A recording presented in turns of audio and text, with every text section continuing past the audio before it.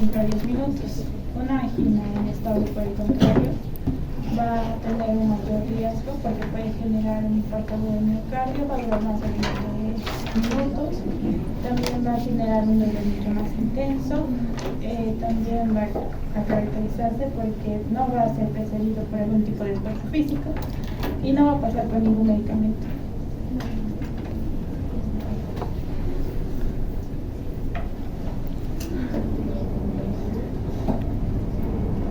Catherine Pastor. Catherine, en el electrocardiograma, en la fase de el infarto. En este caso puede haber las ondas U en necrosis, esta van a ser profunda, también lo que se dice que puede estar después de cardíaco, las ondas T, no, en necrosis va a ser las ondas Q que van a ser profundas. En lesión va a ser las ondas T, que pueden ser subvertical o supraendocárdica, y en isquemia, que va a ser la S que puede ser.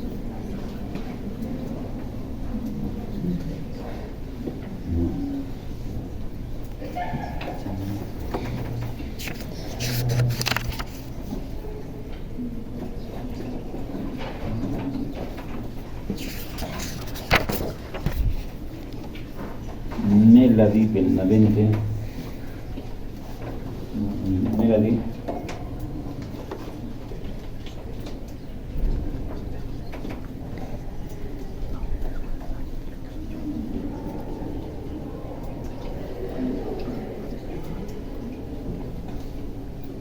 Paola Espinosa.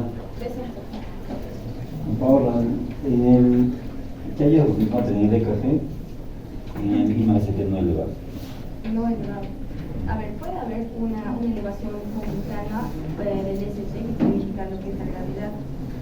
En el no elevado,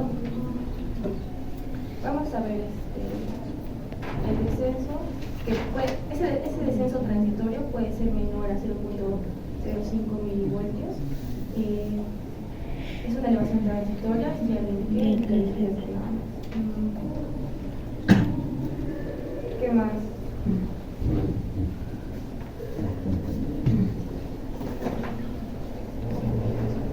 Sheila Hualpa.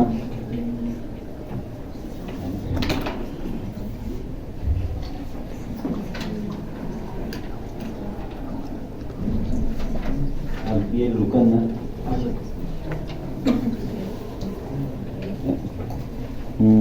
¿Cómo es la clasificación de Kimball? La clasificación de Kimball va a ser un score que mide la mortalidad del paciente. Van a ser 4 Kimball. El primero va a ser una insuficiencia cardíaca, un infarto pero sin insuficiencia cardíaca, y la mortalidad va a ser de 5%. En el Kimball 2 va a ser una insuficiencia cardíaca congestiva, y la mortalidad va a ser de 10%. En el tipo 3 también va a ser una insuficiencia cardíaca grave y va a presentar lo que es un edema agudo de pulmón, y la mortalidad va a ser también del 40%. Y en el tipo 4 ya también va a ser un infarto cardíaco con insuficiencia cardíaca y shock cardiogénico, y la mortalidad también va a ser del 90%.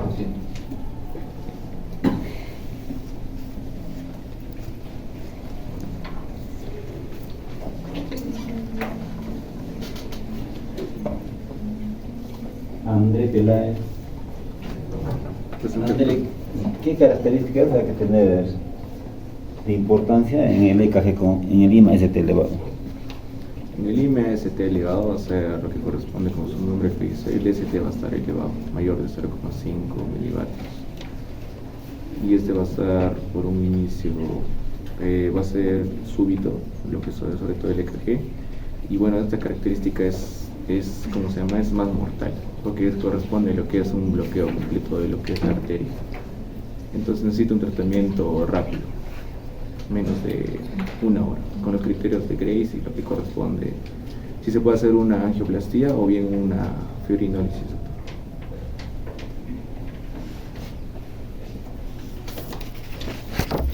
Astrid Saavedra. La misma pregunta, ¿qué características tiene que tener en cuenta en el EKG en un paciente con enzima ST elevado?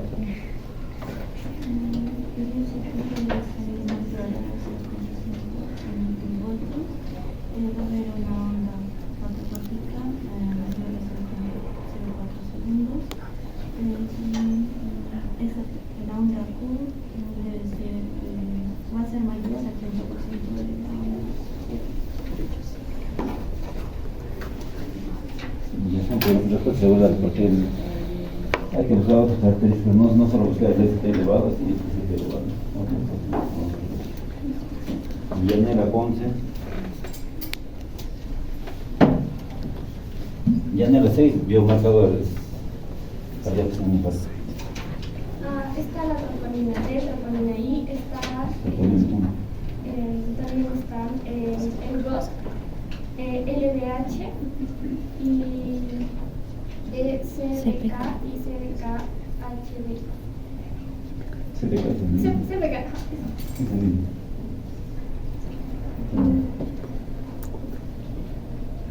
En el caso de la troponina, se va a elevar a las 2 horas y va a estar elevada durante 5 días.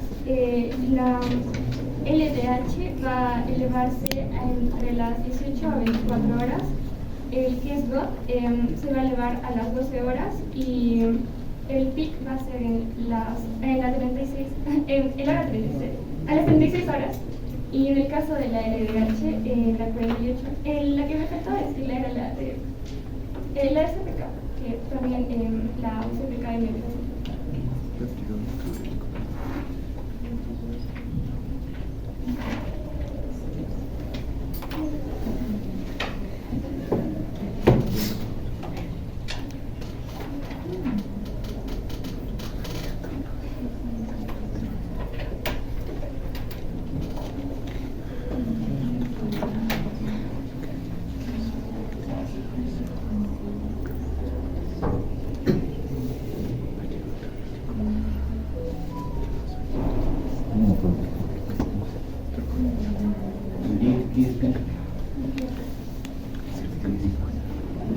¿Qué evalúa el cardiograma en el infarto?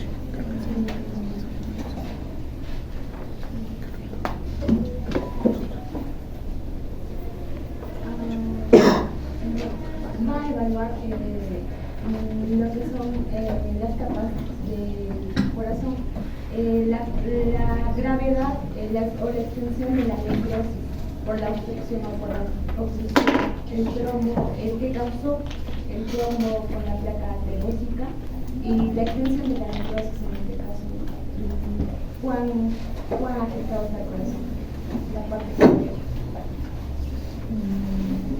Giovanni Medina.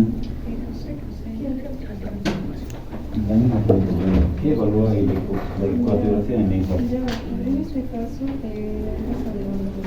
primero vamos a evaluar el pelo, en este caso, y también la hipocinesia. La cinesia, en este caso, sería el uso del ventrículo izquierdo, en el caso de que se trate de la elevación de una generación de CT. Y si es, en este caso, sin elevación, sería el pelo, ¿no? Que va a haber disfunción en el mismo ventrículo.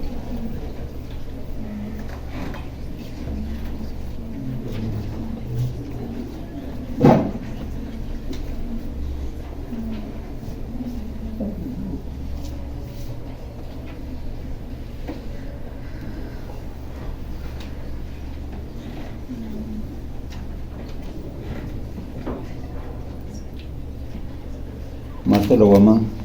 Presente. Marcelo, ¿qué es el CIM? Es una clasificación de riesgo para las personas que tienen en este caso. Y sobre estos problemas, es una división de edad, primero, unos puntos de edad, medio de 5 años. Va a tener otro que si tiene antecedentes cardiopáticos, hay otro punto, mayor o igual a 3 también de riesgo, puede ser hipertensión, puede ser la diabetes, puede ser tabaquismo. También vamos a tener alteraciones en el ST, si es mayor o igual a 0,5.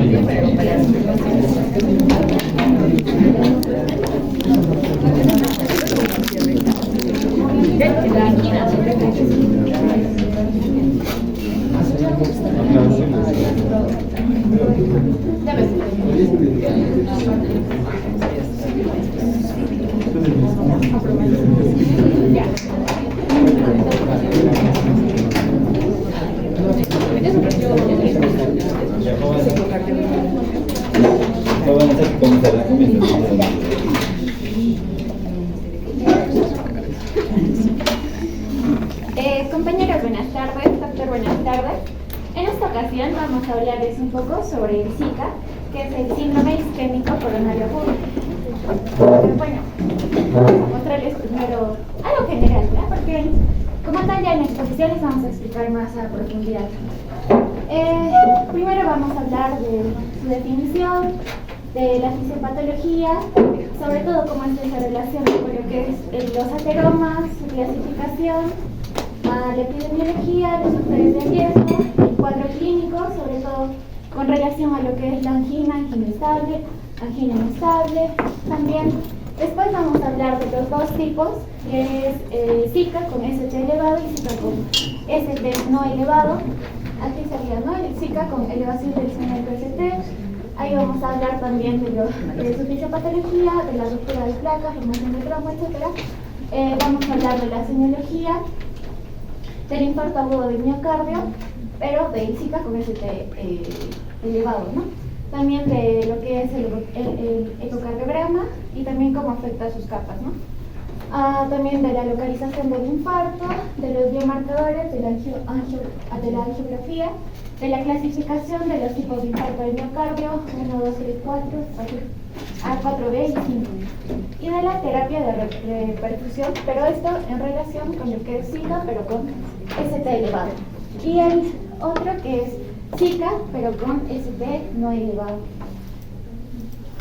Sin elevación del segmento ST, también vamos a hablar de la fisiopatología, de la exploración clínica, todos los signos, síntomas, también de la electrocardiograma, de los marcadores bioquímicos, de las pruebas de imagen, de la angiografía, de la resonancia magnética, de la estratificación de riesgo y de las escalas, ¿no?, de las 3 escalas importantes. Y todo eso lo vamos a hablar más a profundidad en la exposición.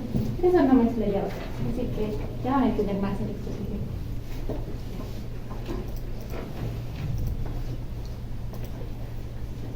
Y chicos, vamos a preguntar qué pongan la calificación. Diríamos ahora qué calificación le ponen. 20, doctor. Giovanni Medina, ¿qué calificación le ponen? 20, doctor.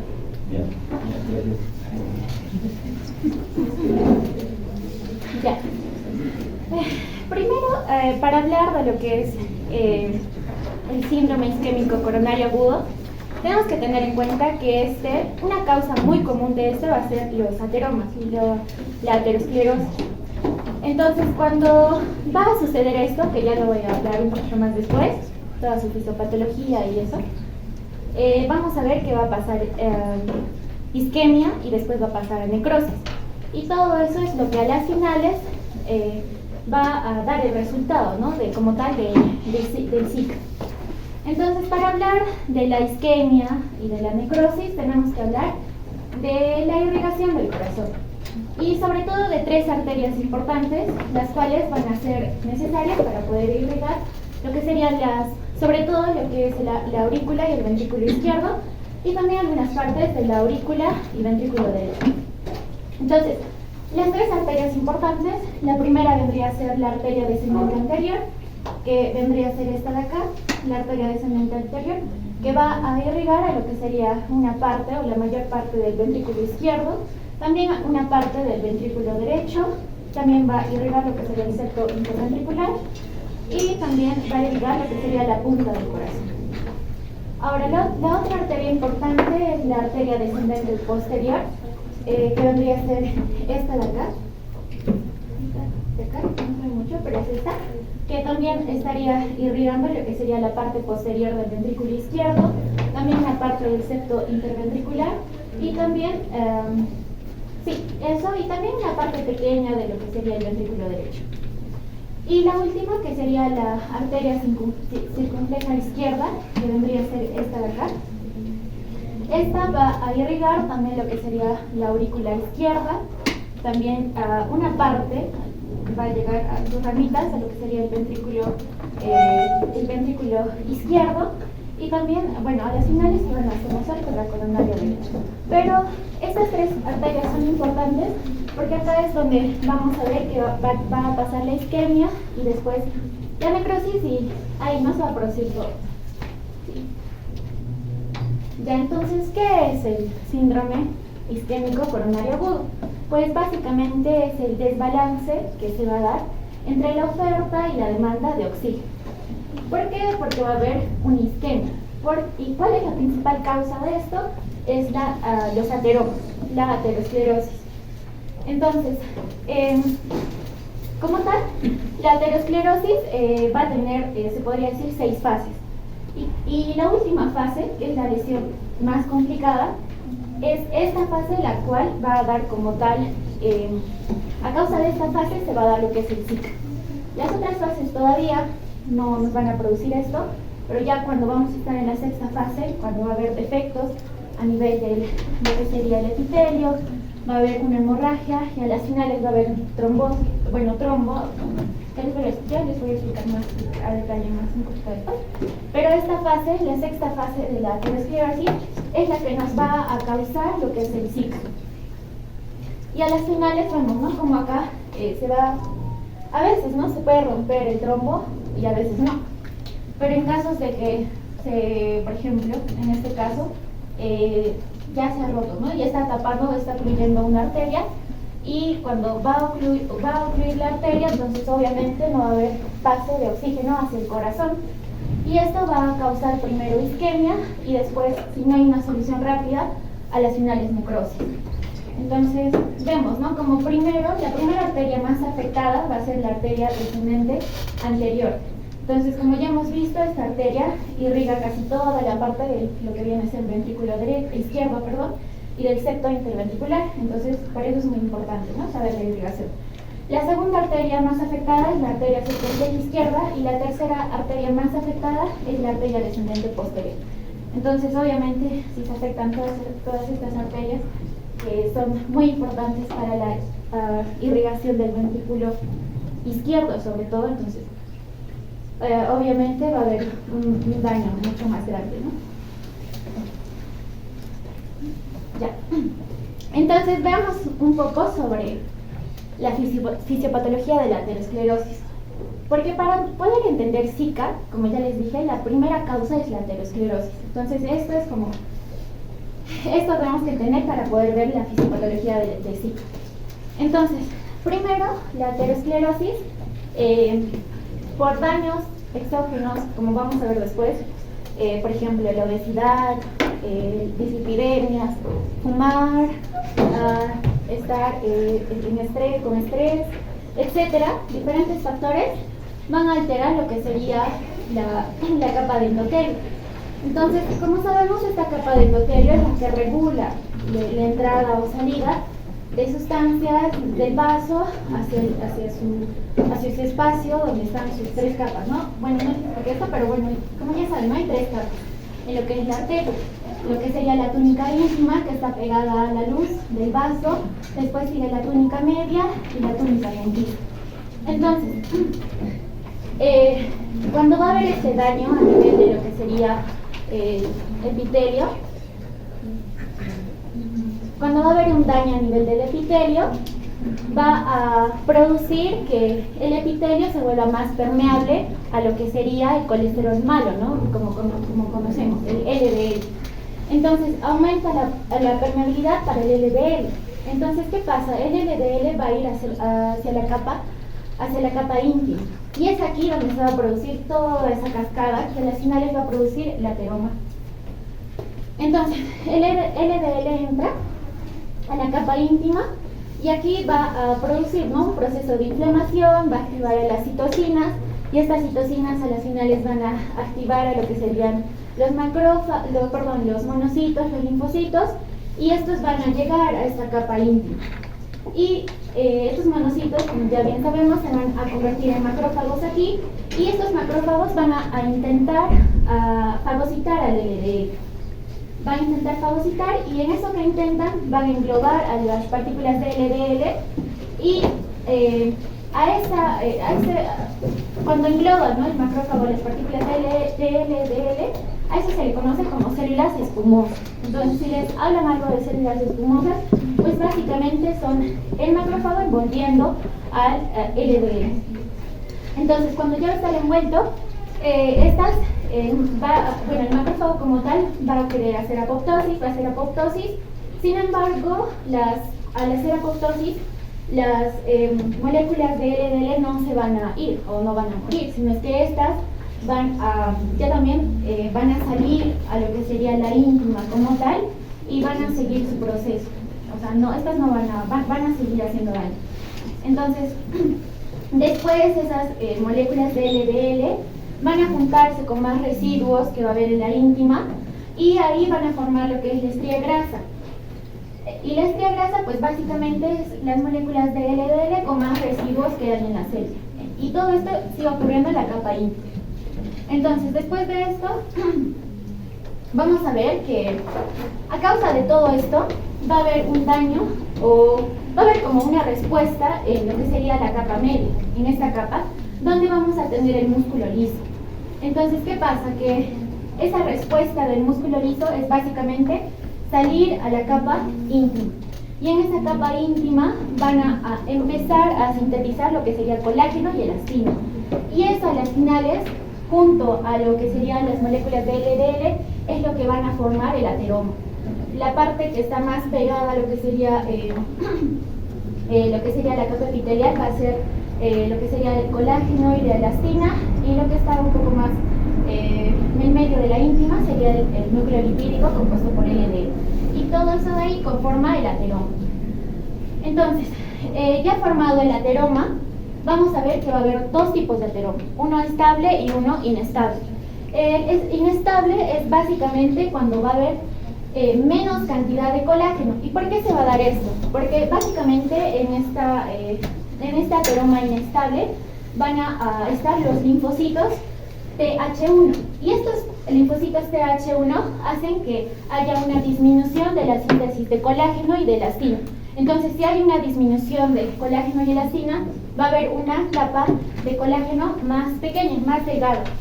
Por eso es que es inestable, porque en cualquier momento se puede romper esa capa delgada de colágeno.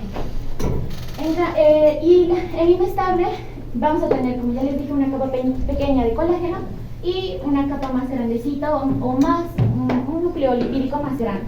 En cambio, en el estable es lo contrario. Va a haber mayor cantidad de lo que sería la capa de colágeno y va a haber una menor cantidad de un núcleo lipídico. Entonces, en consecuencia, la inestable es la que a las finales nos va a producir lo que sería el ciclo, porque esta va a ser aguda, y en cambio la estable va a ser más crónica y ya nos va a llevar a otra enfermedad. Pero Hasta ahí ya me entendí. Ya, no, todo bien, perdón. Ya. Entonces, ¿qué vemos acá? De que hay ateroma inestable y estable. Entonces, a ver, voy a tratar. No, aquí te voy a explicar. Bueno, acá hay una imagen un poco pequeña, pero acá ya vemos, ¿no? Todo lo que se ha formado el ateroma. Vamos a tener un ateroma estable y uno inestable, ¿no? O vulnerable acá. Entonces, ese ateroma vulnerable, a las finales si se rompe, va a llegar a ser un trombo, ¿no? Un trombo que va a ocluir a lo que sería la luz de la arteria. Sin embargo, un poquito más después vamos a ver que va a haber dos tipos, ¿ya? Y a las finales, si va a ocluir, va a ser, ¿no? Lo más común es que haya una isquemia y después de eso va a haber lo que sería, ¿no? El infarto del miocardio por necrosis. ¿No? Es siguiente. Ya. Entonces, ahora sí, entendiendo la fisiopatología de la aterosclerosis, vamos a hablar de la fisiopatología, pero del SIC. Entonces, por estímulos externos, que ya les hablé, ¿no? Etcétera, se va a formar la placa de aterosclerosis.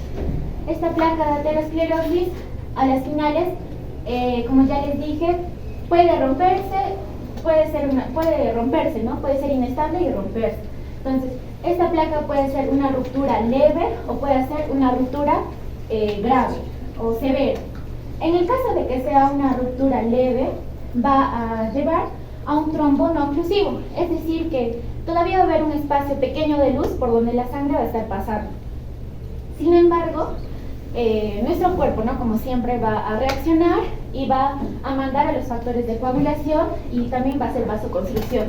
Y esto a las finales va a hacer que ese espacio pequeño que todavía había de luz ya no haya y se vuelva en un trombo oclusivo. Ahora, en la ruptura severa de placa vamos a ver que esta de frente va a ir a un trombo oclusivo y los dos, ya llegando a trombo oclusivo, van a ser un infarto agudo del miocardio o una muerte súbita. Ya.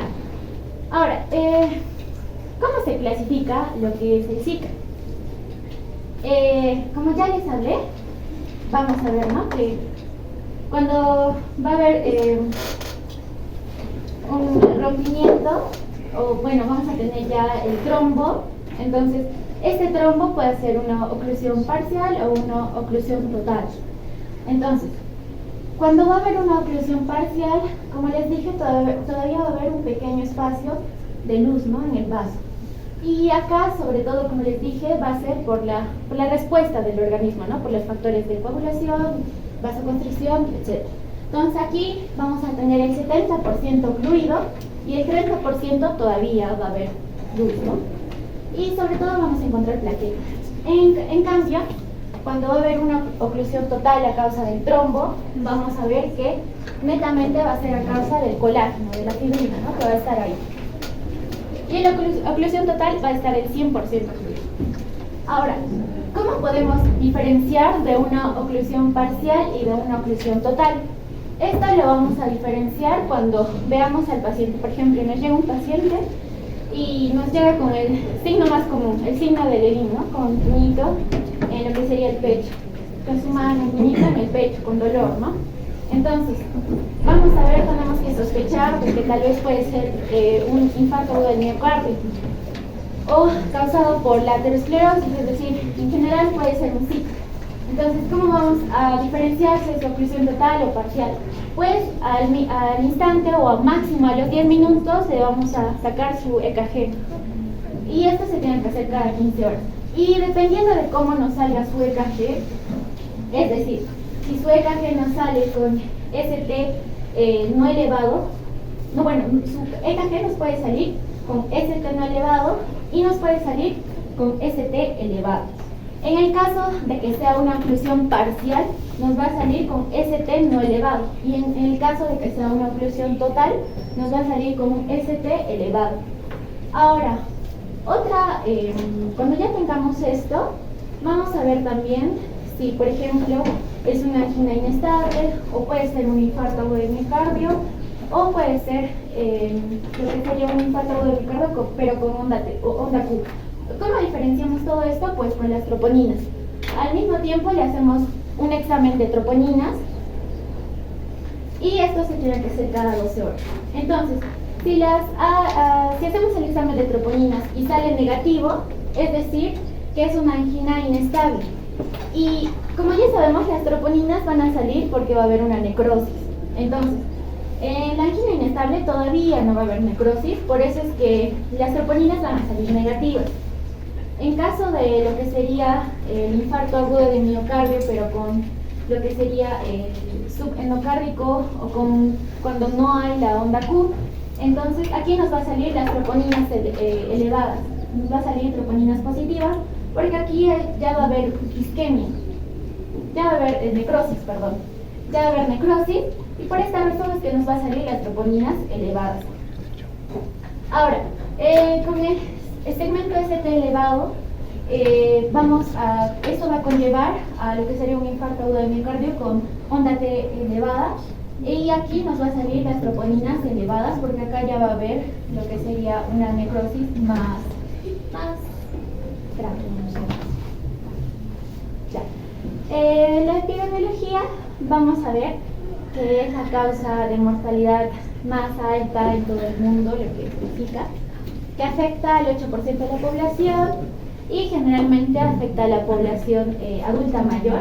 Sin embargo, se ha visto en los últimos años que ha estado afectando a los adultos, es decir, de 40 hacia arriba, sobre todo por la alimentación, por el sedentarismo, etc.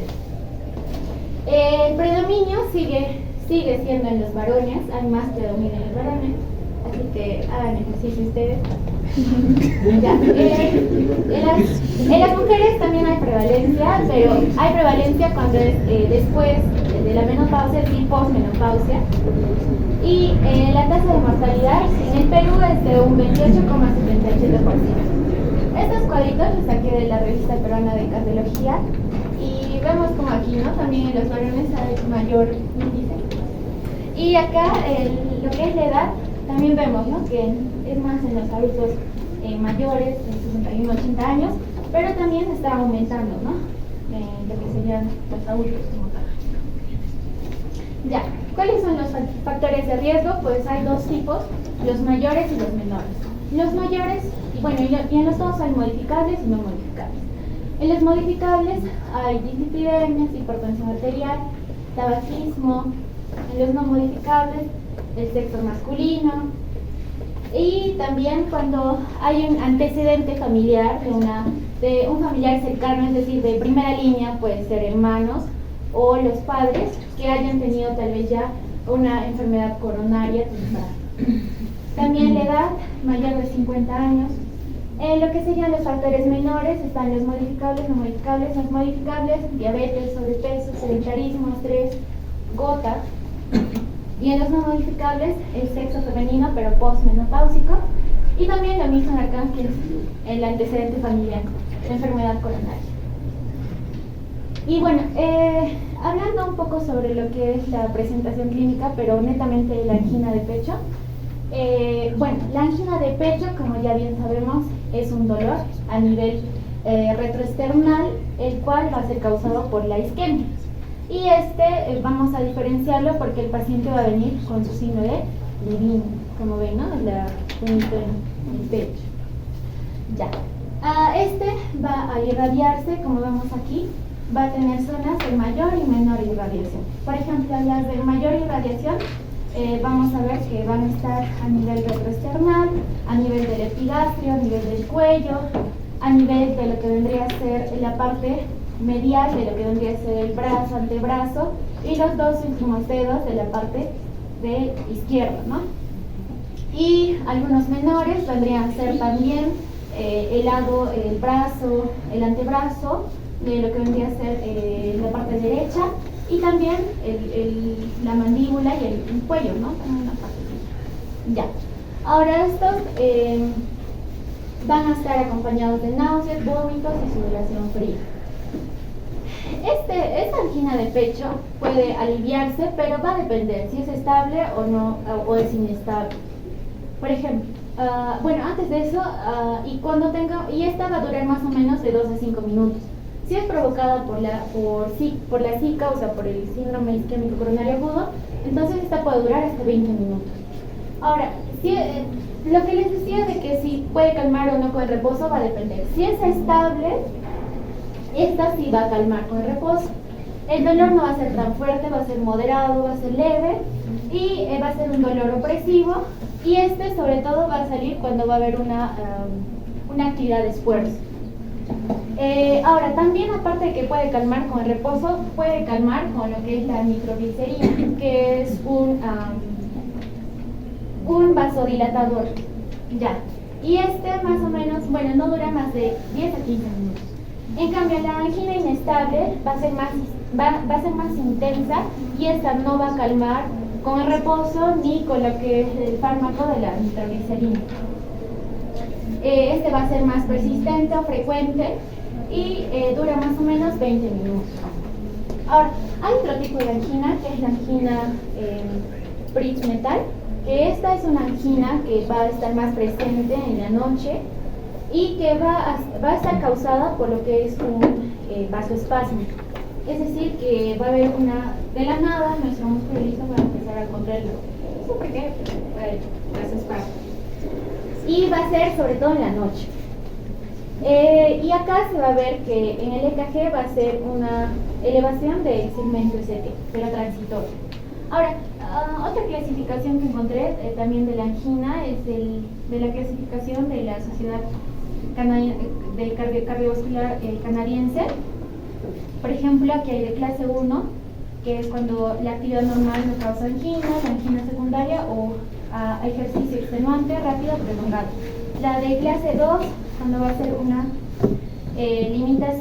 ligera limitación en la actividad normal, la angina se presenta al andar o subir escaleras rápidamente, o cuando subir cuestas o con el ejercicio después de las comidas, a temperaturas frías, con estrés emocional o solo durante las primeras horas después de despertarse.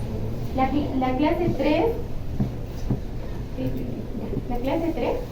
es marcada limitación de la actividad física normal. La angina se presenta al caminar con una o dos manzanas llano con un tramo de escaleras a velocidad normal y en condiciones normales. Y la 4 es la incapacidad para realizar cualquier actividad física, malestar o angina de reposo. Entonces, la angina estable podría estar entre la clase 1 y 2, y la inestable ya podríamos decir que está en la clase 4, de acuerdo a esta clasificación de la Sociedad Canadiense. Bien, ahora trataremos sobre el síndrome coronario agudo con elevación de ST. Bien, básicamente este es denominado un síndrome porque está conformado por signos y síntomas. Los más esenciales que debemos recordar es que va a presentar una isquemia miocárdica, una elevación persistente del ST en el electrocardiograma y también biomarcadores de necrosis miocárdica. Esta es una emergencia y hay que tratarla adecuadamente y también en el menor tiempo posible, debido a que es una isquemia total, que lo vamos a explicar en su fisiopatología. Pues como lo mencionó mi compañera, después de que la presencia de este placa de ateroma se formara, puede existir una ruptura. La ruptura va a generar un daño en el epitelio, así que el epitelio va a repararse como cualquier otro epitelio y va a generarse primeramente un trombo intraplaca. Posterior va a existir un trombo intraluminal. Este se va a propagar y en el caso específico de un infarto agudo de miocardio con elevación de ST se va a ocluir totalmente esto y va a generar de esa manera una isquemia y necrosis miocárdica. Siguiente. Bien. ¿Cómo es la semiología de un infarto agudo de miocardio con elevación de ST? Pues a la anamnesis, primeramente el paciente va a venir con angina de pecho. Esta va a estar va a durar más de 20 minutos, como lo mencionó. Este va a tener un dolor retroesternal que se irradia al brazo izquierdo, al cuello y a la mandíbula y en los intercostales. Puede presentar síncope o presíncope. Esto debido a que la oclusión total ha generado una isquemia en este músculo, entonces va a existir un bajo gasto cardíaco, entonces va a llegar una va a existir una hipoperfusión tisular en el cerebro, lo cual puede generar un síncope o presíncope. Asimismo, también puede existir una confusión aguda y un accidente cerebrovascular. Esto también puede ser atribuido a que, digamos, este trombo llega a una arteria del cerebro, la ocluye y tenemos un accidente cerebrovascular. También puede haber un empeoramiento de la insuficiencia cardíaca en estos pacientes que tuvieran una insuficiencia cardíaca previa y debilidad intensa. Esta va a ser de un origen agudo, súbito y de un curso progresivo. Al examen físico, pues vamos a observar un paciente con diaforesis, con excesiva sudoración, piel pálida, fría. También va a tener, podemos observar ansiedad en él, agotamiento, náuseas, inquietud, nos va a manifestar. Y a la auscultación, pues podemos percibir un cuarto ruido en galope auricular, un tercer ruido suprasistólico y a la auscultación pulmonar. En caso de que esta insuficiencia insuficiencia cardíaca producto del infarto agudo miocardio, podemos escuchar tal vez estertores o también crepitantes. En el caso, también otros signos que podemos encontrar es, en un principio puede existir una taquicardia, esto producto del sistema autónomo que va a intentar regular haciendo vasoconstrucción periférica y aumentando la frecuencia cardíaca, o bradicardia a posterior. Esta puede ser leve. También una hipertensión al comienzo y una hipotensión leve, igualmente atribuido al sistema autónomo, y que a posterior, cuando ya el gasto cardíaco sea muy bajo, puede existir una hipotensión leve. A la exploración complementaria, en primer momento vamos a tener que pedir un electrocardiograma. Este tiene que ser dado cada 10 minutos y en la fase aguda. Lo que vamos a observar en el electrocardiograma va a ser primeramente una elevación del segmento ST. Este va a estar persistente en los diferentes electrocardiogramas que realizamos en los 10 minutos. Una inversión de la onda T, que va a significar isquemia de miocardio. Una onda Q patológica que se puede presentar entre las 12 y 24 horas, con una amplitud del 30% o mayor al 30% de la onda R. Y una depresión recíproca del segmento ST en derivaciones opuestas a la zona afectada. Esto quiere decir, por ejemplo, si tendremos una derivación B7-B8, en A encontraríamos una elevación del segmento ST, pero en una derivación B1 y B2, que es una derivación opuesta a la zona afectada, podemos encontrar una depresión del segmento ST. Este infarto agudo de miocardio se va a caracterizar porque afecta las capas internas como externas, lo que se va a denominar transmural. A la evolución del infarto agudo de miocardio con elevación de ST, en las primeras horas vamos a observar el ST elevado, incluso a veces también vamos a observar la T picudas. Después, entre las 12 y 24 horas, vamos a observar un infradesnivel de la onda T y aún se va a mantenerse el supradesnivel de la ST, y en acá podemos observar la onda Q patológica. A la primera semana vamos pues a observar que aún se mantiene el infradesnivel de ST y la onda Q patológica, y a las semanas o meses después del infarto solo se va a mantenerse la onda Q patológica, lo cual si evaluamos a un paciente que ya tuvo un infarto previo, este va a ser un signo de que tuvo un infarto. Podemos observar también su localización en base al electrocardiograma, en base, como les dije, a sus derivaciones. En el área septal, que es principalmente con las derivaciones B1, B2, va a estar dada por la arteria descendente anterior, B1, B2. En la B3 y B4, de igual manera, descendente anterior. Les voy a mencionar las más comunes La lateral bajo y la lateral alto, que son B5, B6 y D1 y ABL, va a ser dado por la arteria circunfleja. Y en la derivación inferior, en la inferior o diafragmática, que es D2, D3 y ABF, va a estar dado por la arteria circunfleja derecha o arteria coronaria derecha y en la circunfleja. Y en la posterior, que les mencioné en acá, no vamos a observar un supradesnivel del ST, acá vamos a observar un infradesnivel del ST, porque se observaría un supradesnivel si fuera una derivación B7, B8, pero en este caso observaremos una depresión del ST. ¿Sí? Ya. Cuando hablamos de biomarcadores, esto se realiza posterior al electrocardiograma. Acá vamos a observar los principales. Los principales que debemos tomar y que siempre suelen tomar es las troponinas I y la troponina T, y también la CKMB. Es un poco menos específica, pero es igual de importante. Ambas nos van a medir a tempranas horas, como sería de 3 a 4 horas, y tienen un largo tiempo de vida. En cambio, la mioglobina es algo menos específica porque podríamos tener una ruptura de los músculos o algún daño, alguna fractura, y también podría dar positivo.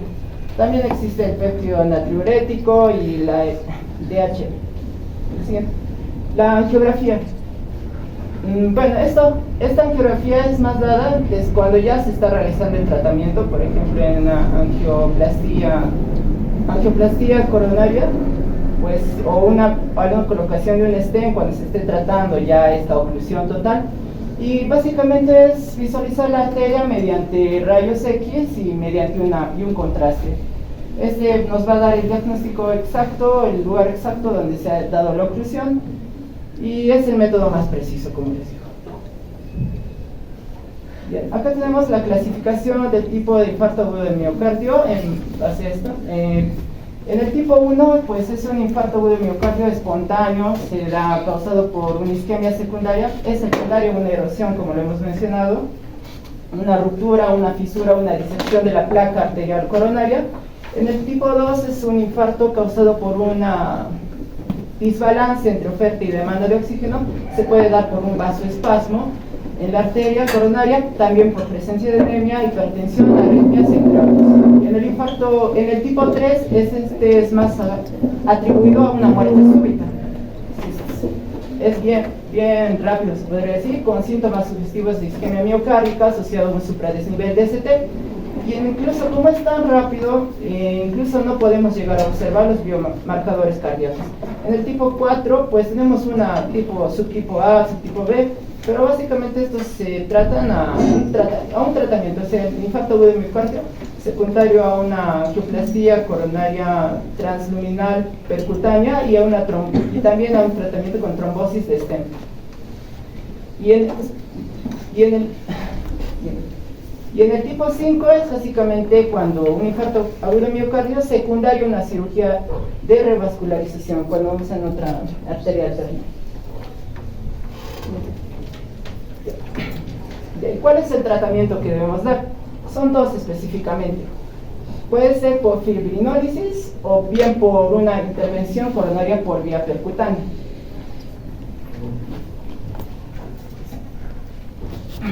Cuando lleguemos a diagnosticar un infarto agudo de miocardio con elevación de ST, digamos, tal vez vivamos en un lugar muy lejano, y entonces si no hay un lugar adecuado donde se pueda realizar una intervención coronaria percutánea, entonces tenemos que evaluar si el paciente puede llegar a un centro de salud de mayor nivel en menos de 120 minutos. Si no es posible, y preferiblemente en menos de 30 minutos, vamos a utilizar este tratamiento con fibrinolíticos. Luego va a ser trasladado inmediatamente a este centro de salud, y si aún existiera este trombo o si aún estuviera ocluido, tiene que generársele una intervención coronaria percutánea de rescate en este centro hospitalario de mayor nivel. Pero si desapareciera o si le realizamos una angiografía coronaria para evaluar si aún sigue persistiendo esta oclusión. En el caso de que sí nos encontremos en un establecimiento adecuado de salud que cuente con una adecuada intervención coronaria percutánea, entonces preferentemente en los menores de 60 minutos se le va a realizar esta intervención, y es que también tiene un menor, o sea, cuando evaluamos entre factorías y beneficios, que tiene un mayor beneficio que el tratamiento con fibrinólisis. ¿Por qué? Específicamente por eso, porque el tratamiento con fibrinólisis no es adecuado para todas las personas, ya que existen contraindicaciones para ellas. Por ejemplo, un paciente que tuvo una hemorragia intracraneal no puede realizar. Un paciente que tuvo un infarto cerebral isquémico en los 6 meses previos, sangrado gastrointestinal en el último mes, tiene una cirugía mayor intracraneal, tal vez un traumatismo grave en las últimas 3 semanas, o tal vez una realización de punción lubar que se realizó 24 horas previas, entre neoplasias, o que tal vez tuviera cualquier distensión hemorrágica, o también disección aórtica, o tal vez un sangrado interno activo, entre otras contraindicaciones que son más relativas y más individualizadas. Ahora vamos a hablar del síndrome coronario agudo sin elevación del segmento ST. Bueno, básicamente, como que un resumen, básicamente, como ya le explicó mi compañero, en el síndrome coronario agudo con elevación de ST, vamos a tener al infarto agudo de miocardio en transmural. Mientras que en la de sin elevación del ST, básicamente va a ser por un trombo no oclusivo, es decir, que la luz no va a estar completamente ocluida, y esta se puede subdividir en dos: en la angina inestable y en el infarto agudo del miocardio subendocárdico. Esto básicamente se puede dividir por la presencia de enzimas. En la angina inestable no va a haber la presencia de enzimas miocárdicas, que básicamente es como una indicación de daño al miocardio, mientras que en la IAM5, aquí sí va a haber la presencia de enzimas miocárdicas. A ver, cabe resaltar que la angina inestable se divide en cuatro: en una de reposo, que es mayor a 20 minutos, en una angina progresiva, en una angina de reciente aparición y en una angina postinfarto. Ahora, la causa básicamente es por una rotura de la placa arteriosclerótica con formación trombótica, ¿no? Pero como sabemos, o sea, el trombo no va a ocluir toda la luz del vaso. Ahora, dentro de la fisiopatología, vamos a tener que se va a iniciar por la ruptura o erosión de la placa arteriosclerótica, y esta va a seguir de una obstrucción dinámica, básicamente con estos 5 puntos. Estos 5 puntos básicamente van a hacer que el vaso haya una vasoconstricción, haya aumento del vasoespasmo, haya la aparición del tromboxano A2, que básicamente va a ayudar a la agregación plaquetaria para la formación de trombos, una disfunción del endotelio y un estímulo adrenérgico. Esto lo que ayuda es que haya básicamente la vasoconstricción. Ahora, como tercer punto tenemos a la reestenosis, que básicamente es la formación de un trombo encima de la placa arteriosclerótica ya como que curada. Esta es la reestenosis, es como que una agregación de un trombo. La inflamación, que básicamente va a causar que haya una vasoconstricción y una angina inestable secundaria. Ahora, en la exploración clínica vamos a tener la aparición de una taquicardia sinusal. Esto se va a dar por el aumento de la frecuencia cardíaca en respuesta a la hipoxia. También vamos a ver la aparición de una hipotensión, que se va a deber al menor gasto cardíaco que va a provocar una presión arterial baja. Dentro de los signos clínicos, vamos a tener que el paciente va a venir con un dolor precordial o retroesternal tipo opresivo, y puede estar acompañado de diaforesis, palidez, disnea, náusea, síncope y dolor abdominal en epigastrio. Ahora, en la auscultación básicamente no hay hallazgos característicos, pero vamos a tener entre los que se puede escuchar a los ruidos cardíacos normales, que va a ser al inicio en las primeras etapas de la SICA, a un R3, a un ruido T3, que esto se va a dar si hay una disfunción básicamente del ventrículo izquierdo, a un ruido 4, que se va a dar en una disminución de la distensibilidad del ventrículo, y a un soplo sistólico o un nuevo soplo, que se va a dar en la insuficiencia mitral, y esto es básicamente por la incapacidad de los músculos papilares, ya que va a haber una isquemia a nivel de estos. Y por último, un desdoblamiento paradójico del segundo ruido. Cabe resaltar que estos hallazgos en la auscultación no van a ser los únicos, o no van a ser específicos. Esos tienen que complementarse con los biomarcadores y con el EKG. Ok, en el EKG básicamente esto tiene que realizarse en los primeros 10 minutos cuando el paciente viene al hospital. Dentro de los hallazgos principales, según la definición universal, tenemos al descenso del segmento ST, como vemos acá y acá, que básicamente tiene que ser mayor o igual a 0,05 milivoltios en 2 o más derivaciones contiguas. Ahora, También vamos a tener una elevación transitoria del segmento ST. Esto es porque, bueno, esta elevación no va a durar, básicamente. Va a volver a su nivel basal rápidamente.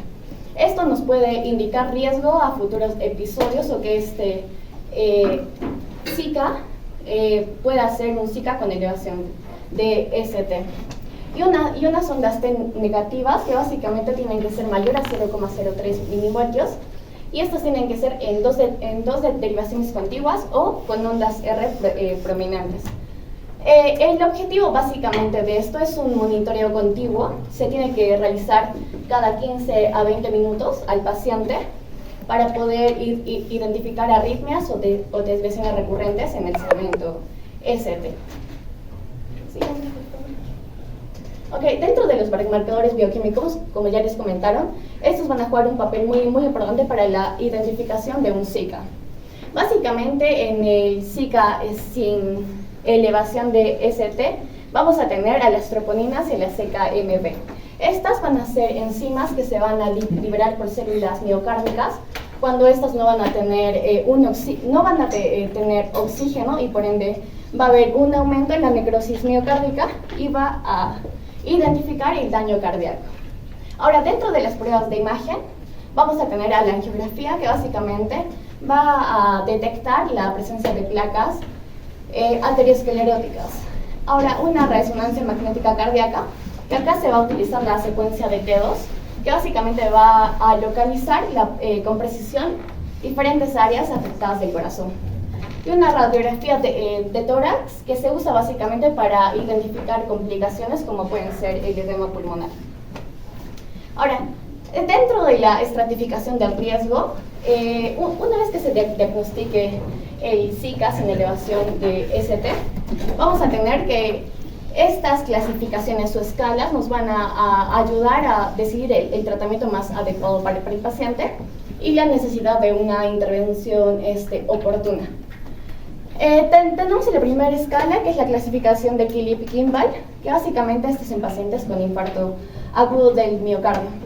El tipo 1 básicamente va a ser un paciente sin signos ni síntomas de insuficiencia cardíaca y tiene una mortalidad del 6%.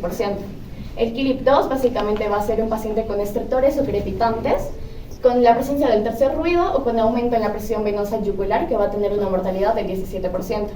Mientras que el Philip 3 básicamente va a ser un paciente con edema pulmonar y la mortalidad va a ser del 38%. Mientras que el Philip 4, que es el último, va a ser un paciente con shock cardiogénico y su mortalidad va a ser del 81%.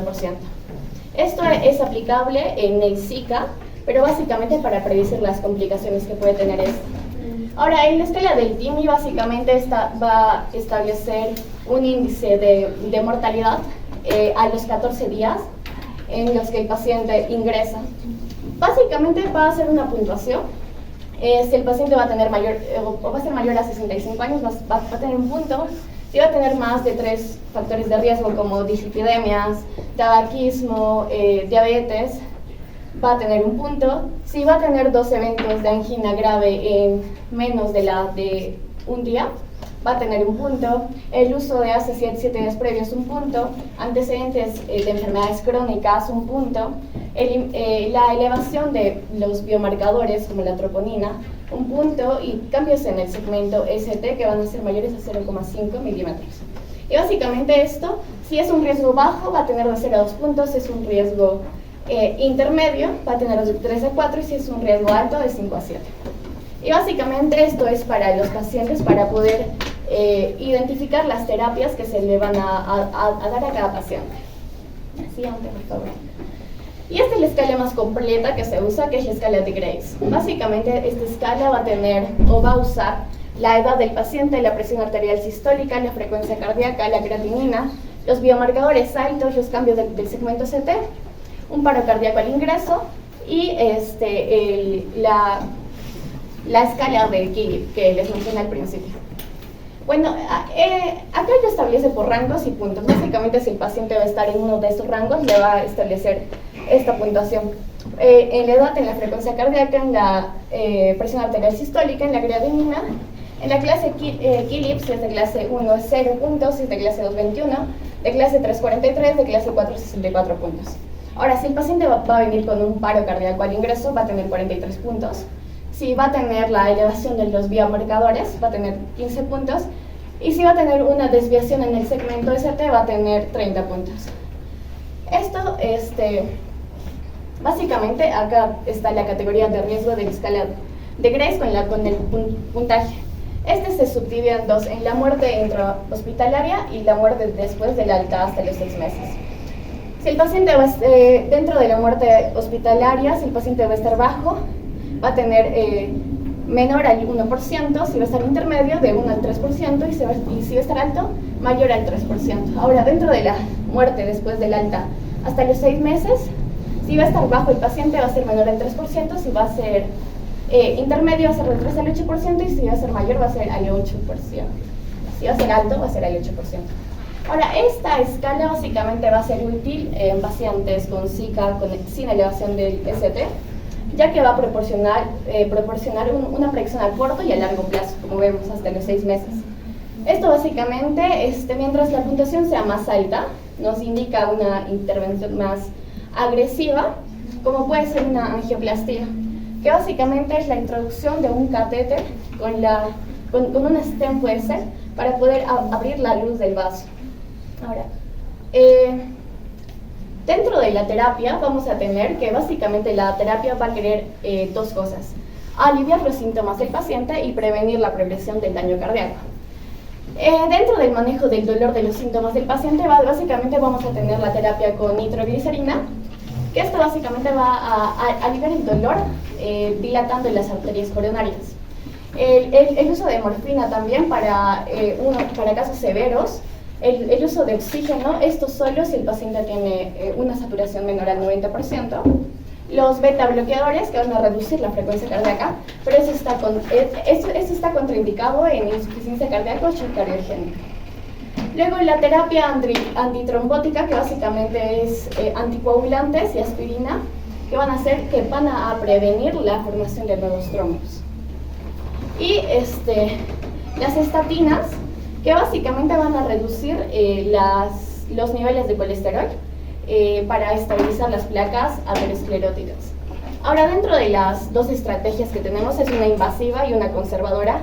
La invasiva va a estar dada por la angiografía coronaria, más la introducción de un stent. Y dentro de la conservadora tenemos la terapia médica, que es todo esto. Ahora, aquí hay un video que explica básicamente. Punto. El médico retirará el conductor guía, posicionará la punta del catéter dentro de la arteria coronaria que se va a tratar e inyectará un tinte especial. Este tinte le permite al fluoroscopio tomar imágenes de rayos X, denominadas angiogramas del interior de las arterias. Las obstrucciones se identificarán claramente a medida que las arterias se llenen de tinte. Cuando se inyecte el tinte, puede sentirse acalorado o con un poco de náuseas. Una vez que se identifica la obstrucción, el médico insertará un conductor guía flexible en la arteria y avanzará un catéter que lleva un pequeño globo en la punta, pasando por encima del conductor guía hasta posicionarlo en la zona de la obstrucción. Al inflar y desinflar rápidamente el pequeño globo, se empuja hacia afuera la pared del vaso sanguíneo, restableciendo el flujo de sangre de la arteria. Es posible que sienta dolor en el pecho mientras esto sucede. El mismo procedimiento se repite para cada bloqueo tratado. Luego, el médico retirará el globo desinflado y el catéter de las arterias.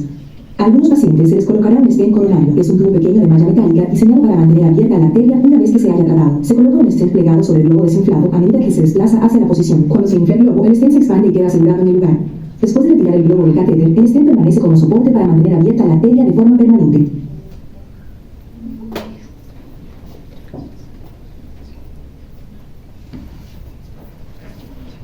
Y es la bibliografía.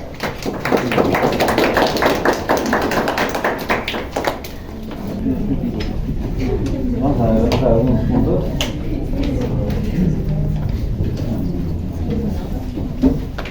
En Zika siempre hay que ver la definición, el concepto. Siempre es importante que repasen la comparación de la parte del corazón, y la definición siempre va a ser que es uno puede decir también íntimamente relacionado con la isquemia miocárdica. Esto va a alterar la oferta, un desequilibrio entre el aporte de oxígeno y la nutrición. La causa más frecuente va a ser un alterón. Dentro de la fisiopatología es importante ver diferentes factores que van a hacer que que al final va a haber una ruptura traumática. Hay factores externos, hemodinámicos, acumulación de líquidos, que esto hace que la placa puede ser estable o vulnerable, y luego se puede desprender y puede ser oclusivo o no oclusivo. Si es oclusivo puede ser un más elevado o no elevado. Dentro de la fisiopatología ya nos han hecho mención cómo se forma esta placa termatosa. Recordarles que el ST elevado es cuando la oclusión es de un 80%, de un 80%. Entonces, esta es una dentro de la epidemiología que se ha demostrado que va a incrementar con la edad. En la población de 45 a 64 años tiene un 5% de riesgo, a mayores de 60 años incremento de riesgo. De hecho, que en el Perú también se está registrando mayor casos de infarto. Siempre es importante tener en cuenta la clasificación universal de infartos, porque nos enseñan que los infartos no solo es de causa aterotrombótica. El infarto también puede ser por una anemia, un traumatismo, arritmia cardíaca, por hipertensión, por neumonía, por infecciones, que puede dar un infarto. Tipo 3 es el paciente que llega a la emergencia. Doctor, mi papá de pronto ha gritado y se ha desmayado. Y llega en estado grave y fallece. Tipo 4 y 5 son por procedimientos quirúrgicos. La clasificación, el síndrome coronario se puede clasificar en estas, en super de nivel o con ST elevado y sin ST elevado. Entonces, con ST elevado, pues si es transmurado, vamos a ir desarrollando esos temas. Siempre hay factores que son de riesgo, hay factores que se van a modificar, no son modificables de edad, género, antecedentes. No sé si se pueden modificar el obeso, el hipertenso, sedentario, el tabaquismo, el estrés, otra diabetes, si tuviéramos son los que no se pueden modificar. Dentro de la clínica, para decir que el paciente es un infarto, el primer punto es el dolor, una angina. Si les muestran una enzima cardíaca y no tienen dolor, casi es imposible que sea un infarto. Siempre ya ustedes son expertos, siempre hay que ver el inicio, palpación, provocación, porque estabilice, y la lesión, cómo es el paciente, qué tiempo tiene el dolor, todo eso, con eso nos va a orientar. Dentro de la clasificación de la angina podemos hacer este score de canadiense, donde los ve 1, 2, 3, 4. Si el dolor se inicia, es prolongado, camino o es en reposo. Luego, son anginas, anginas que ya lo han mencionado. Siempre es diferenciar, angina estable, inestable. En estos solo son dolores que ceden sin compromiso sin lesión a nivel de célula cardíaca. Y en infarto, ya que vamos a ver, hay lesión, hay daño. En otros repasos de angina estable, inestable. También podemos ver las variantes, angina crónica, vasospástica. Y lo que queremos es revisar el infarto. En el IMA vamos a revisar que es con el ST elevado, que es una oclusión de la placa termatosa. Se va a caracterizar porque va a haber persistencia y va a haber cambios. Bueno, para esa pregunta, ¿qué es lo que se valora en el caso de un infarto ST elevado? Primero, la evaluación del ST tiene que ser en dos derivadas. Si ustedes ven un ST elevado en una derivada, nunca va a ser un infarto. Segundo, tienen que ver que la elevación en derivadas precordiales, B1, B2, B3, B4, B5, B6, debe ser mayor a 2 cuadraditos. Mientras que en las derivadas de 1, B2, B3, solo un cuadradito. Eso. Tercero, alguien en el grupo que ha expuesto ha mencionado que se le tiene que hacer un monitoreo cada 10 minutos. No solo es ver un EKG. Ya, si yo les muestro este EKG, es un infarto, no sé. El siguiente hay que hacerlo, ¿no? Porque en un EKG no puedes definir si o si es un monitoreo.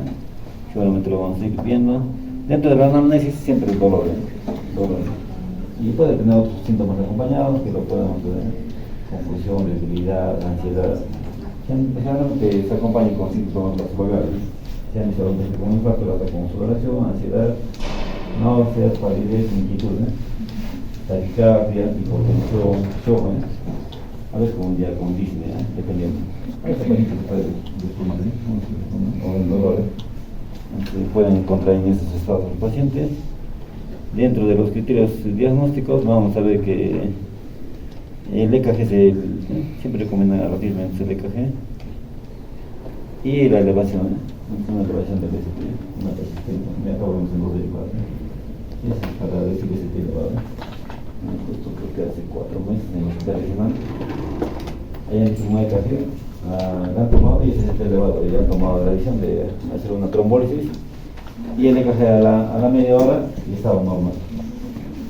Entonces han tomado una decisión crítica a un paciente que no correspondía. Una vez que vemos en el EKG, lo que tenemos que ver las biomarcadores. Idealmente mioglobina, si tenemos acá incluso la hemoglobina, troponina,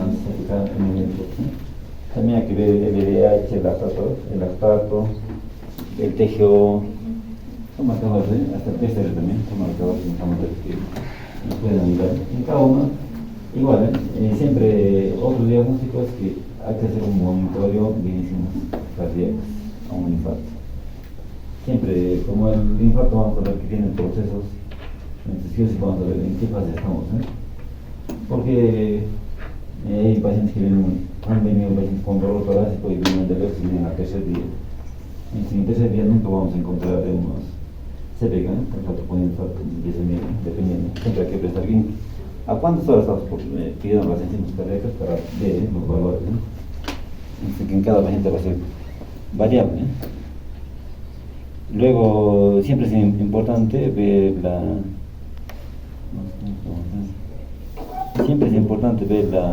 la localización del infarto. Entonces, puede ser un infarto septal, porque hay compromiso a nivel de las arterias, y es importante que sepan en dónde, más o menos. Nos pueden decir, digamos, si vemos en el grado de 6, de 5, de 6, de 1 ya de carga lateral, en si es septal, de 1, B2. Y siempre, de esa manera, nosotros vamos a localizar en qué más o menos, en qué región puede ser el infarto, pero siempre son exámenes que nos van a poder orientar. Podemos ver como que elevación, digamos, acá tenemos un infarto, para interno y septal, pero acá está elevado de B2, B3 a B3. Y acá tenemos un interés en B1, B2, B3. Acá también interés nivel. Siempre hay que monitorizar en los pacientes. Pero estas elevaciones, como están viendo, mira, acá son 1, 2, 3, 4, 4 cuadraditos, son elevaciones prominentes. Este nivel son más de 3 cuadraditos. Entonces, a veces hay una elevación de un cuadrito de 1 milímetro, infarto, no es. Siempre tienen que saber cuánto es. A veces hay una variación fisiológica normal, y acá parece que es un infarto, no, que hay criterios en el ST elevado. De hecho, que la angiografía es el examen que nos va a poder ayudar a dónde están los localizadores, no terateroma. Es ahí con eso podemos tomar una conducta. En infarto ST elevado vamos a tener la misma característica, vamos a ver que tiene el paciente angina, va a estar en el reposo, dolor, y el paciente puede estar taquicárdico, potencia, diaforético. Tal vez el dolor es un poco menos, pero no, la literatura no dice qué tanto es la diferencia. Pero igualmente el electrocardiograma va a ser un examen que nos va a apoyar en el diagnóstico. Entonces, lo que sí vamos a encontrar en el electrocardiograma va a ver, podemos encontrar un ST elevado transitorio. Quiere decir que nosotros en el primer café que tomamos está elevado. Entonces, le tomamos a los 10, 20 minutos hay descenso y a veces desaparece. Entonces, ahí vamos a decir, ese es un infarto, ese tema elevado. Segundo, pero ahí podemos sospechar. Segundo, las ondas T van a ser negativas. Esa es otra cosa. Pero para decir infarto, todo en el café ya sospechamos, pero para decir infarto sí o sí debe haber biomarcadores.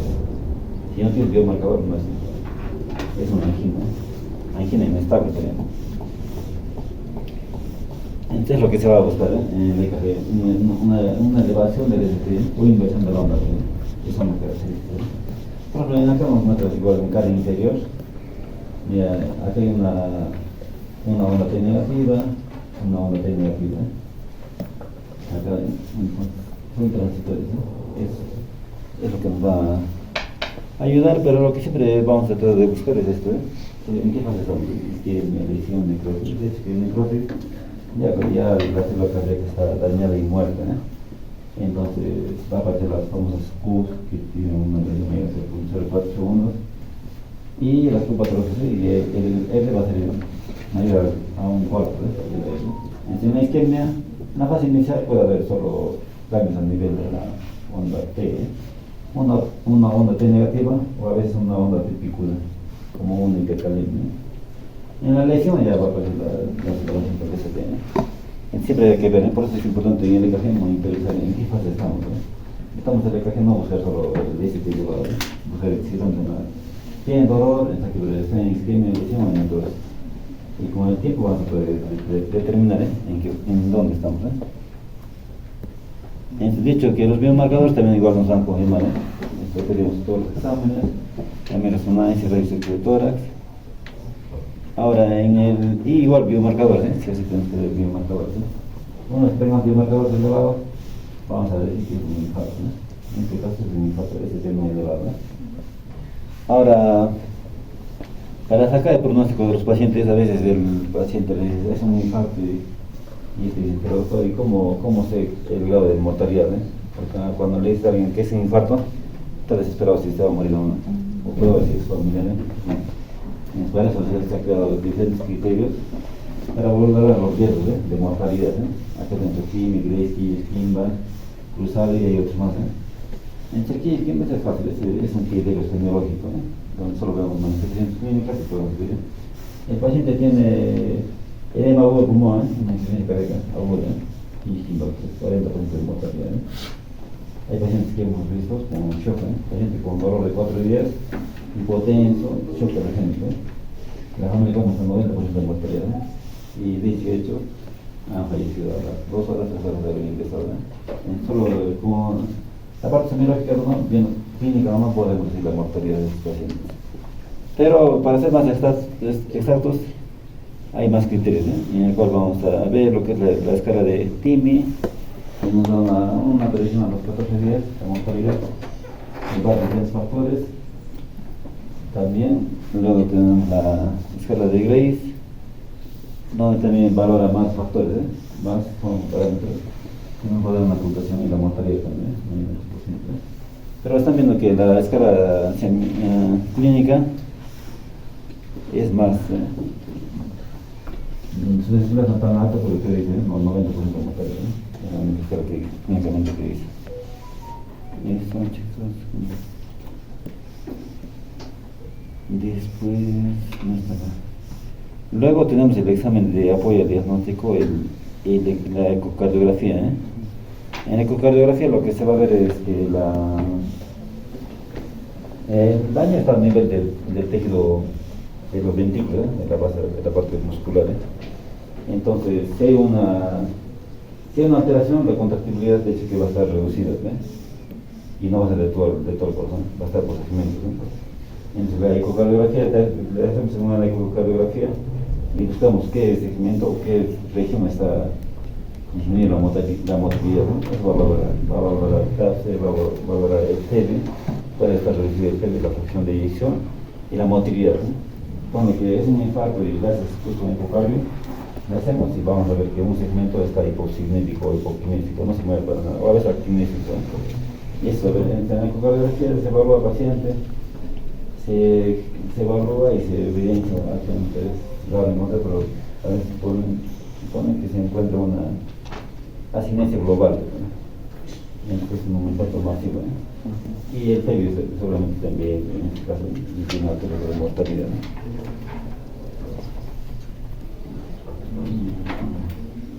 De hecho que el tratamiento nosotros no lo damos, ¿no? Vamos a repasar lo que nos falta. Enfermedades de pericardio, ¿eh?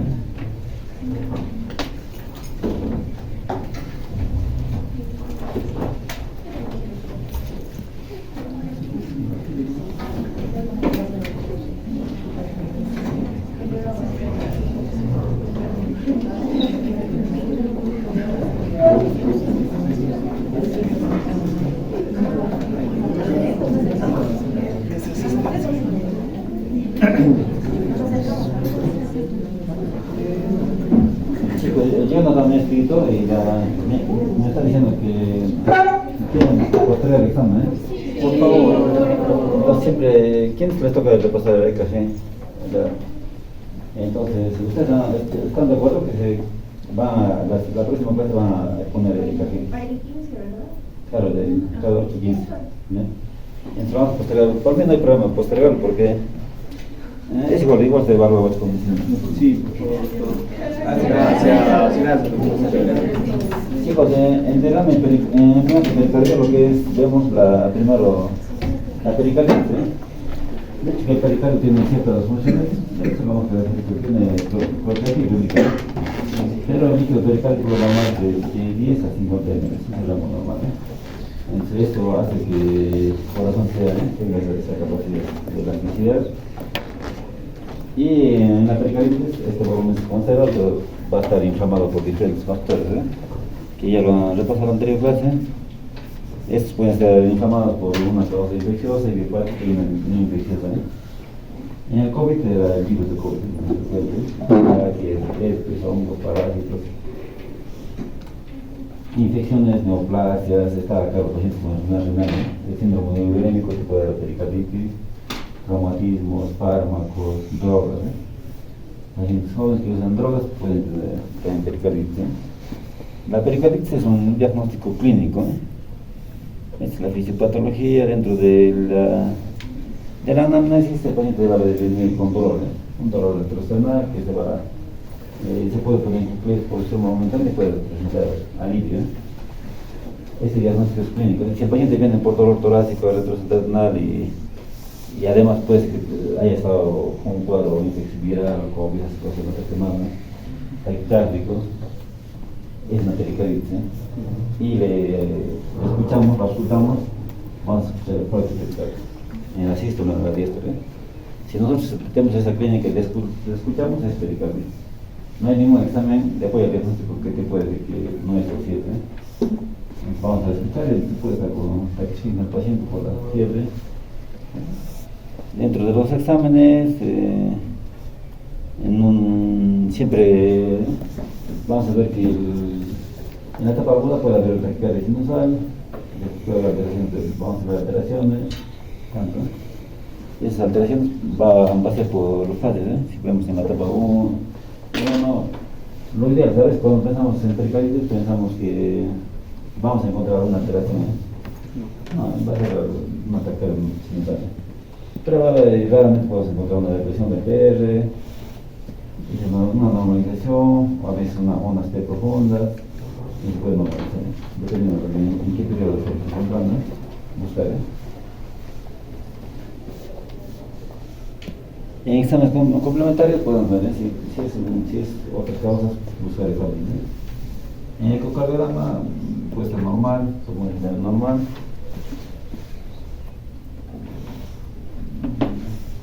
Y lo importante es el frote pericárdico.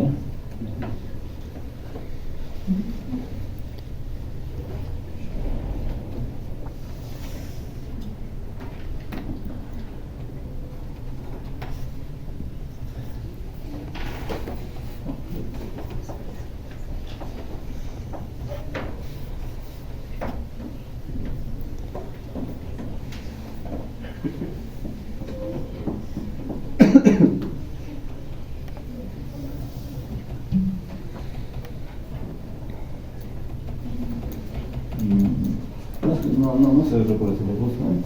El frote pericárdico es como un roce de dos cueros, es parte tanto en la sístole y en la diástole. De hecho, como es inflamatorio, le dan antiinflamatorios, Si hiciera una pericarditis por COVID, ¿qué te da? Paracetamol y ibuprofeno. En el derrame pericárdico lo que es la acumulación, mayor a 50 ml, entonces va a tener diferentes etiologías. Igual es frecuente, dentro de la etiología podemos ver y que puede clasificarlo, según el comienzo, según el tamaño de la infección. Puede ser agudo crónico, leve, moderado, severo, puede ser loculado, a veces no sé si me llegó a escuchar. Tiene un derrame pericárdico loculado, a veces es hematógrafo y solo sale este segmento y todo lo demás sigue. Puede ser loculado, pueden tener exudado, hemático, filosa, policitínico. Entonces eso es según la etiología, y según eso podemos pensar, si es cirrosis más inclina viral o autoinmune, si es policitínico, hipotiroidismo. Cada uno de esos tiene sus causas. Dentro de las manifestaciones clínicas va a depender del volumen. Si es leve o moderado, pues es asintomático. Si es grave, si por ejemplo va a tener signos caminos, líneas, técnicos, y dependiendo si está en taponamiento o no. Eso, las manifestaciones clínicas van a ser inespecíficas. Dentro del apoyo diagnóstico tenemos la radiografía, la tomografía. Y a veces no sé cómo saber si es un derrame pericárdico leve, moderado o grave. Vamos a hacer una tomografía por el diámetro. Entonces, si el grosor es menor a 10 milímetros, va a ser leve, moderado de 10 milímetros, si es mayor a 20 milímetros, es grave. Es un derrame grave, es mayor a 20. En exámenes auxiliares, la imagen en botellón, es una imagen como una botella. Todo esto y me dicen un poco antes. Es una cardiomegalia, entonces cuando el derrame líquido es mayor a 300. Es importante eso. De hecho que en el EKG vamos a ver, es algo muy patognomónico, que es la alternancia eléctrica. Entonces cada vez que, como el líquido cada vez el corazón se aleja y se acerca de la pared torácica, y vamos a ver estos complejos. Cuando se aproxima a la pared torácica, el complejo es ancho, corto. Si es que ven un paciente con ligna, edema, sospechan de derrame pericárdico, y si vemos esta alternancia eléctrica, 100% diagnóstico de derrame pericárdico. De hecho que siempre hay que hacer otros exámenes, seguramente lo vamos a repasar, una radiografía, podemos ver. En el ecocardiograma hay que buscar las cavidades, por ejemplo acá y acá aparece el líquido, esta que veo. Y acá vemos el ventrículo izquierdo y aquí el derrame izquierdo. Entonces es más sensible, más estable para si hay un colapso reticular. Dentro del procedimiento es una pericardiocentesis. Bueno, es raro, pero sí se hace. Si tienen alguna oportunidad vamos a poder ver, ¿no? El taponamiento cardíaco también es un colapso brusco de diferentes causas, también puede ser traumático, y dentro de esto lo característico es la triada de Beck, en el cual el paciente va a ser hipotenso, va a haber insuficiencia yugular y el cardíaco está apagado, Entonces el colapso en el cual requiere una toracocentesis urgente, se pueden hacer pulso paradójico de Kussmaul también. Dentro de exámenes de radiografía, EKG igual vamos a ver alternancia eléctrica, en el ecocardiograma también vamos a ver el colapso y el líquido del derrame. Siempre vamos a ver esto. Y el EKG, esta es una tomografía. Es una tomografía de regional donde vamos, es una tomografía encontrable. Es un paciente que tiene un mesotelioma.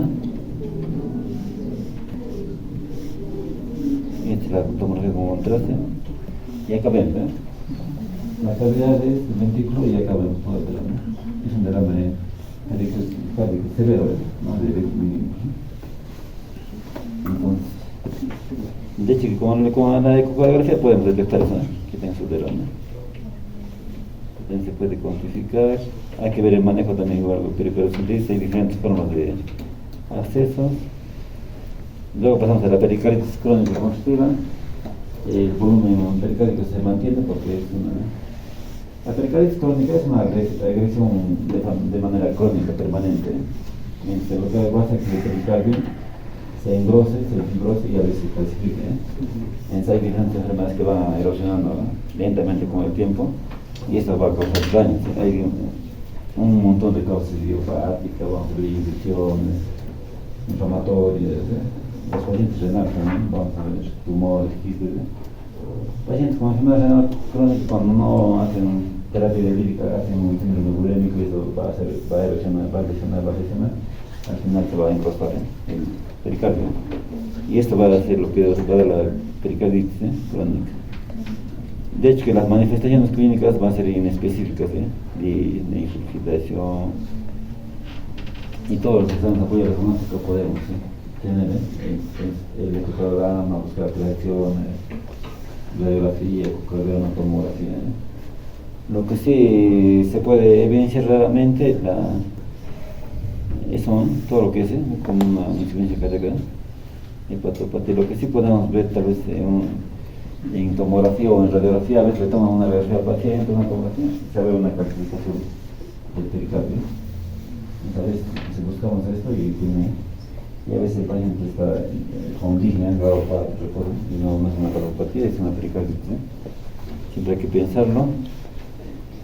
Y vale, buscar calcificación. Vamos a buscar el pericardio. Eso podemos buscar dentro del tratamiento, puede ser médico y el tratamiento también es quirúrgico. Es una pericardiotomía en la cual está entrando la pericardio y va a haber el engrosamiento. El engrosado pericardio, lo que se hace es se corta, y hacemos que el pericardio vuelva a tener esa elasticidad, y con eso logra que el paciente recupere. Chicos, gracias, nos vemos la próxima semana.